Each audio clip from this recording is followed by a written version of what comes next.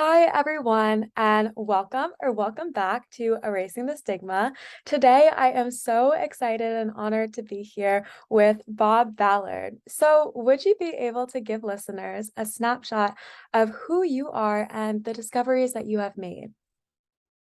Well, I'm an underwater explorer. In fact, I'm on my ship this very second. This is live from the command center of the EV Nautilus. We're off the Hawaiian Islands, and our mission is to boldly go where no one has gone before on planet Earth. And most of the Earth, as you know, is underwater, Mhm. and most of that underwater world is pitch dark. And it turns out being dyslexic gives me the advantage over other explorers. In fact, new research now shows that the greatest explorers are dyslexic because we work out of the box. And in my case, I behind me is a command center and it has 45 different monitors, and I'm able to look at all the monitors and form an image in my mind. And I'm never lost underwater in total darkness. It's so really cool because I learned I had this wonderful gift of dyslexia and I learned how to master it. Oh my gosh, and that is amazing. And I love how you can say that as someone with dyslexia, you can see in the dark because often people with dyslexia, if they're going through school and they might feel like they're struggling, they might feel like they're alone in the dark. But as you said, people with dyslexia can see in the dark, which is so amazing. So, as you said, you do have dyslexia. So, do you believe that your dyslexia possibly played a role in your interest for underwater exploration? Absolutely. In fact, for me, the moment, my ship is called the Nautilus after my hero, who was Captain Nemo, and everyone knows about the book 20,000 Leagues Under the Sea. Well, I never read the book. I went and saw the movie when I was 12 that Walt Disney produced, and it was watching that movie and visualizing myself living the life of Captain Nemo. And I remember I came home, and parents always ask, "What do you want to be when you grow up?" And I said, "I want to be Captain Nemo." And they didn't laugh at my dream. I had a family that supported their kid. This kid, I was born in Kansas, where all oceanographers come from. But I grew up in Southern California, and I wanted to be Captain Nemo, and here I am. I pulled it off And that because is I had a passion, and I never let anyone talk me out of my dream. that is amazing. And I personally believe, as you show, that parental support is such a pivotal part in your ability to pursue your passion and pursue your dreams. And that is just amazing for you, and that your parents were so supportive of you and your dreams. But I'm sure, as with any dreams, that you didn't just fall into it and you didn't just get there one day. I mean, there was definitely probably a lot of roadblocks. So, what would you say There to were someone who's lots of roadblocks for sure. yes, yes. So, how would you tell someone who is facing many roadblocks and maybe feel like they might want to give up, to keep going and to keep being resilient? Because I feel like having the quality of resilience is a lot easier said than done. Well, I embrace the thought that failure is the greatest teacher you're ever going to meet. And I've been knocked down through life, and I have the passion. It's the passion that gets me up to go at it again. So I'm used to running into walls, and I just keep running into them till the walls fall down. I know it's really. Uh, I'm also ADHD, and so I needed to learn how to manage my energy and to make it a positive tool in my life. And so that's what I was able to do. I knew what I wanted to do. I knew that it wasn't going to be a straight line to get there and that I would have to go maybe through a side door instead of the front door. I had a dream to go to a particular school and I got turned down and I had to go a different pathway. So I think it's just learning how to overcome failure and Mhm. how to lay there for a minute and say, why did I fail? Analyze it and then get back up. But unless you have that passion, a dream. Walt Disney, who was also dyslexic, and my daughter, who's also dyslexic, gave me a little plaque that's on my desk that Walt Disney said, if you can dream it, you can do it. And so that's just stubbornness as a key part of overcoming. And then learning how to turn your skill sets to your advantage. And that's why when I heard about the book, The Dyslexic Advantage, I had never heard those two words next to one another. Advantage, dyslexia, you got to be kidding. And then by reading that book, I learned about me. I remember because I didn't know I'm 80 years old. So when I was born, the word wasn't even around. And my mom just said, well, you missed phonics and that was that. But I had never knew I was dyslexic until my daughter was diagnosed with it and through her. And I can remember again driving to the university. I had a class to teach and I was listening to them interviewing Brock and Heidi and Frenetti Heidi on the dyslexic advantage. And I remember going home. I remember having it FedEx to me. And I sat. Now, naturally, it took me a while to read the book, but tears were running down my face because it was explaining me to me for the first time. And I realized I wasn't alone and that I wasn't stupid. I had a different way of seeing the world. And that's the beauty of our mind. We're right brain dominant. Everything is visual. And I discovered how to take tests. And what I would do is I would come back from class and take my notes, which I could barely read, and type it up into and type it. And then as I was doing my notes, I would, because it was so fresh, I would remember things that I hadn't written down, and then I would take my sheets of paper. So you have your conscience and your subconscious, and Mhm. your subconscious is much smarter than your conscience, and it doesn't sleep. So I would take my notes and I would go to bed and I would make sure that I was looking at my notes page after page as I fell asleep. And when I woke up, I had all those pages in my head. And I would go in to take an exam and I would close my eyes and find it on my sheets of paper. I thought I might be cheating because it was sort of, it was a sheet of paper, but it wasn't on the ground, it was in my mind. And so I felt that that was okay. And then I was able to close my eyes and see it. I have an amazing visual recall. I remember things vividly. I can close my eyes and crawl all over the Titanic. I have it right here, and it's that gift. And again, working in the dark, I'm not in the dark. And then my daughter gave me another wonderful little plaque says, "Not all who wander are lost." And so again, it's just understanding who you are, embracing it, and and then taking advantage of it. Wow, that is really amazing. And I mean, first, I mean, going back to what you were saying about passion, passion is such a pivotal role in resilience because it also gives you a reason to get back up. And so you're not as daunted by failure because you know you have the ability and the drive to get back up. And so that's why.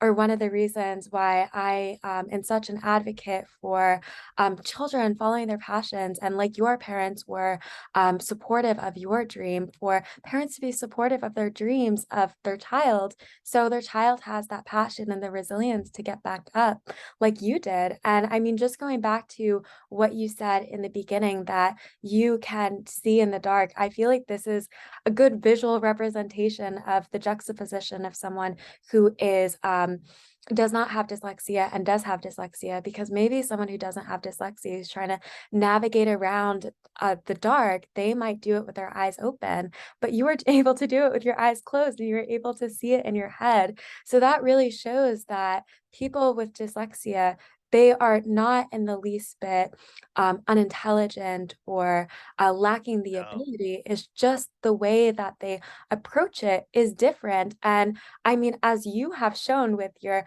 amazing discoveries, that different approach is, I mean, it's phenomenal. It could lead to such fantastic things. And so, after you found out that you had dyslexia, did that change the way that you approached your work? I embraced it. See, Mm. I fought it. And then when I understood it, I embraced it, and I am in a better spot now than any time in my life. I am dangerous in my mind. I dream up things, but I also know to hand them off. I know my strengths and I know my weaknesses. So I surround myself with my wife, who's not dyslexic, and is my partner in life and in professionally in every way possible. And they asked my wife, Barbara. They say, "What's it like to be married to Bob?" And they said, "Well, he runs around and shakes the coconut tree, and I have to catch the coconut before it hits the ground." And so, that's the yin and yang. I sort of another way of looking at who we are and how we complement the other half of the world, or the other 80%, is that think of, you have two eyes, okay, and when you're born, think of it that you have one eye through childhood, and you look at the world through that eye and you perceive what you see, and then finally you get rather opinionated about your view of the world until you find someone who sees the world through a different eye. And so people say, "What's your greatest adventure?" And I say, being married to Barbara, because she sees the world different than I, but together, and only together, can we see it in stereo. And that's what we have to offer the world. We have a view of the world that, if you listen to us and we listen to you, collectively, we will see a world that only two eyes can see. I just love that analogy because that is also how I kind of view the world of people, like you were saying, with dyslexia and without dyslexia, because strengths that some may have without dyslexia may be the weaknesses of people with dyslexia, and vice versa. So you really do balance each other out. And I just think that it's very important to hear each other out, like you were saying, because something that you might not be able to see, your wife might be able to see, and vice Exactly. versa. Yeah. So I just think that that is so important to remember when we are considering conversations with other people and listening to other people. And so, kind of the metaphor of like the eye, I've heard in a previous interview that you had that you referred to yourself as seeing the world through a dyslexic eye. So, what does it mean to Correct. you to see the world through a dyslexic eye? I see patterns. I see patterns that I would think everyone sees, but they don't. I Mm. think most fortune tellers that were burned at the stake were dyslexic. We see the world as in a different landscape. And I didn't realize that I was seeing a world that they weren't seeing until, again, with my wife, I would say, "So what do you see?" And she would describe another world, and I go, "I don't see that." But then, now that you say it, and we see it together, that's what I learned. That to me was the biggest discovery, was that I do need that other eye, but Mhm, they need me too, and that mhm, together we can do things. I also uh, uh, the reason I'm able to accomplish a lot of what I do is there's two ways of walking, called serial walking, where you walk one step at a time, and I think most non-dyslexics are more conservative than us and want to be a little safer, so they put a foot forward and they put another foot forward, another foot. But what I do is I see the future 15 years out, and I develop in parallel, assuming that all these pieces to the puzzle are going to converge on a spot in time, and you can do it 5 times faster. So I literally can get things done 5 times faster than a non-dyslexic because I'm thinking in parallel thinking all at once, having it converge on the spot. And that's a different way of problem solving. It's a different way of looking at things. And that's why I beat them.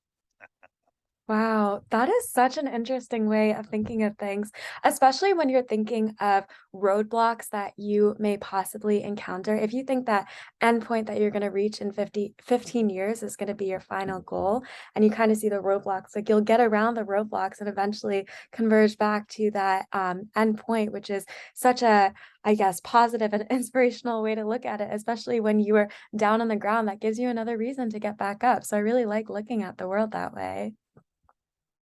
Well, I also tell kids, I said, so let's say you're the Red Sox playing the Yankees, and the Yankees knock 500 home runs in the first inning, and you go, I think we got a problem here. But if you are in charge of the number of innings, if you're the one that determines when you quit, when the game is over, you don't quit till you win, and Mhm. then you declare victory. So it may be after 100 innings, their arms fall off from hitting too many home runs. And it's sort of the tortoise and the hare. Be that tortoise, that patient, plodding tortoise, and you simply overcome through stubborn determination, and you get there. And that's what's so wonderful about it, is that if you're in charge of the game you're playing, you get to define how many innings it has. That and I feel like oftentimes, which is like paradoxical, but we forget that we are the ones in charge and we have control in our lives. And I especially feel like if you are growing up as a student with dyslexia or another language-based learning difference, and you are put in a school system that's not necessarily teaching to your advantages, you kind of become mechanical and think that you're not in control and you have to use these rigid ways of teaching that don't coincide with your strains. But if we look at it as we are the ones in control, and that yes, we might have to be the ones who are seeking out different possibilities and opportunities to help us thrive, but there is that end point and that end goal. Maybe it's a few months after getting help or 15 years after, like you said, but there's that end goal that we get to, but we are in control of that end goal. And that's just such a important thing to remember because I feel like oftentimes that is forgotten. Yeah, we're not sprinters. We're long runners. We can Yeah. run. We have the endurance to run the marathon. So uh, that's what you need to think. We are the tortoise that never stops, and the hare finally runs out of steam. And so it's, if you can just stick with it, and again, you won't stick with it unless it's your passion. It's the joy of your passion that keeps you in it, because I don't really think I have a job. I am living a wonderful life that doesn't feel like work, so I can sustain it indefinitely. I'm relentless, but I also, smell the roses along the way, because what I do is I pick a goal that's going to take 15 years, or going to take, a long period of time. Again, I set goals, and I don't think it's important exactly what goal it is, as long as it's a goal. And when you begin goal oriented, and you raise the ante on the goal. And what I say is, you can be a mountain climber and climb a mountain that's 1,000 foot tall, and if you fall off of it, it's not going to be good. So why don't you just climb one 30,000 feet tall, because it's the same experience when you fall, but no one's on those mountains. That's what we do. We take on mountains that scares everyone off, because we will go the whole Amani. We will endure, and that's why you want to set goals in life. And I always say, set an ambitious goal and then exceed it by an inch. I remember when I'm running and I go into a sprint, and I set a goal where the end line is. I get to the end line and I keep running at least 3 or 4 more steps. So set a goal, set an ambitious goal, and then exceed it. And you get in the habit of doing it, and then it becomes a lot of fun.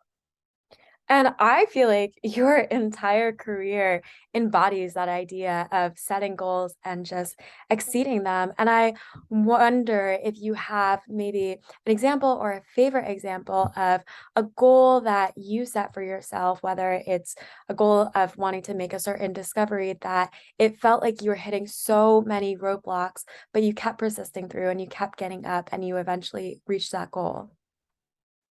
Well, if you go to the National Geographic magazine 1981 December issue, Mhm. that's what, 41 years ago? You will see a cartoon in that magazine that is this ship today. Took me that long Amazing. Oh to my goodness. translate that. So go to the magazine, December 1981. I'm visualizing it in my head right now. It has a panda bear on the cover. I'm seeing the cover of the magazine in my mind right now, That is and so I cool. can read it. It's up at the top. December 1981 is a cartoon, literally a cartoon of this technology that I'm in right now, which was all about moving your spirit. See, I spent 20 some years going down in submarines, and deep diving submarines. When I went to the Titanic, for example, it's only average depth of the ocean, 12,000 feet. It gets down much deeper. But if you go, when I was diving on the Titanic in a submarine, it took me 2.5 hours to get down to work in the morning and 2.5 hours to get home. Well, if I'm going to do it the next day, I'm not at the office very long. And when I dove to 20,000 feet, it was 6 hours to get down there and 6 hours up. I spent minutes down there. But if I can move my spirit, have an out of body experience, and so I have robots that carry me. I, do you remember the movie Avatar, right? Mhm. In the movie Avatar, there was this war veteran named Jake, and Mhm. they wanted to infiltrate these people called Navis that were living on this moon-like a planet, and they said, well, we're going to put Jake and make him a Navi. And Mhm. in the movie, there's a scene where he's laying in the operating room on a slab, and there's a Navi laying next to him, and then blink, blink, blink, and he is now in the Navi. Do you remember what Jake did the moment he realized he wasn't in his body, but in a Navi? Most people don't remember what he did. Do you remember what he No, did? I He don't. got up and ran out of the room. And they thought, oh, we freaked him out. He's scared. And they ran after Jake and they said, are you okay? I'm fine. I'm fine. Why'd you run?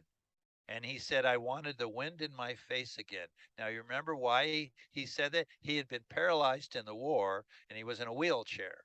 But when he woke up, and he saw the Navi's toes and he moved the toes, he realized he could run again and he got up and ran. The important point I want to make is he didn't care that the Navi was 8 feet long, blue green, had a tail he stuck into a dragon. He didn't care about that. He was free of his body. And this technology, I have a robot called Hercules that is my Navi. And when I'm in that Navi, I can stay down forever. So it's all about moving your spirit. Look what we're doing right now with Zoom. We've been Zooming our technology for decades. The public now is learning how to move themselves electronically through Zoom. Imagine when you have a room not far down the road where you go in that room in your home and you're somewhere else. You blink your eyes and you're somewhere else. That is the power of this technology. Well, I visualized that when I was at Stanford in 1980, when Silicon Valley was booming, and I began in my mind to take an erector set. Remember in the Toy Story, the little kid that tore up dolls and put them back Yeah. together again? Yes. Well, we had another thing when I was growing up called potato head, and you would take a potato and you put different heads and spaces on it. So that's what I was able in my mind to do, was to make a potato head that became this room. And I went to people and they said, "You're nuts." And I said, "No, I'm not. I just see the future." And so it was just staying with it long enough, knocking down piece by piece. But see, I was lucky in that I studied physics. And so the physics are the laws of the universe. Think about a set of rules.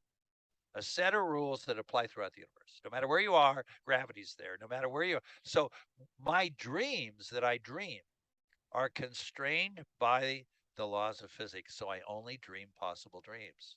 I don't dream silly dreams. The dreams that come out of my head are all possible. And that is cool. That is amazing. That's beyond cool.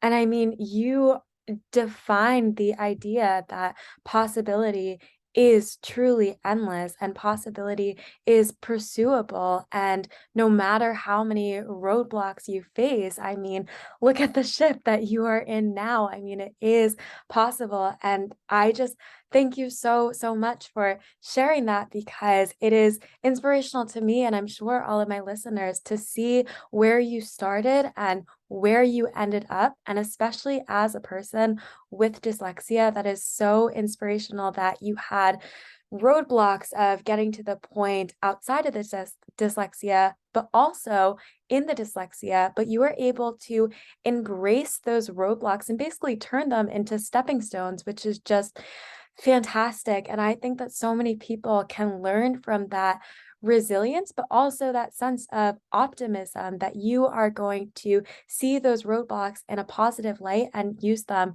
to your advantage to build what your future and build where you want to be and get to that 15-year goal. So I just really thank you for sharing that because it's just so inspirational.